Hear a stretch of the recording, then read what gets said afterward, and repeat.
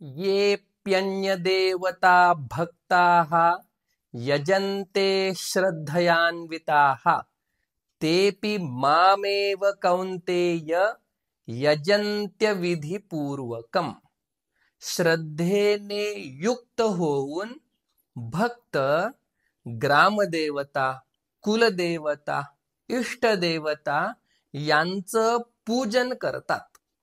पण खरं तर ते माझंच पूजन करत असतात.